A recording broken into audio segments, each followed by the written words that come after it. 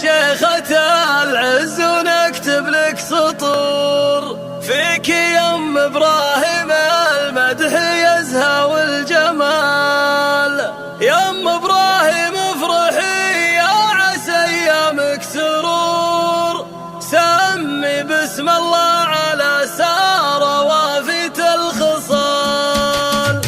العبي يا شيخة العز ونكتب لك سطور فيك يا ام ابراهيم المدح يزهى والجمال. يا ام ابراهيم افرحي يا عسى ايامك سرور، سمي بسم الله على سارة وافيت الخصال. يا ام ابراهيم انت اليوم في اجمل شعور ليلتك يا شيخة الطيب من احلى الليال. كل شيء الغالية فيه لك شان ودور. يا ام ابراهيم انت يوم الفخر في كل حال، انت يوم الجود ابد ما يجي منك قصور. ام ابراهيم الاصيلة ابد مالك عدال، الام عبد الله تراحب مروية عطور يا هلا بخطوة عزيزة تجيب الابتهال. سيدة كل النساء زادت الفرحة سرور، مرحبا بام المعاني على عدود الال. واللي ساره كلنا نبارك وحولك ندور، وامشي الخطوة بعز خلي الكل بالنال. والخوات الغاليات كلهن جنبك حضور، كاملات اخلاق طيبة شهامة واعتدال. وجدتك تهديك يوم الفرح ورد وزهور، ام الاخلاق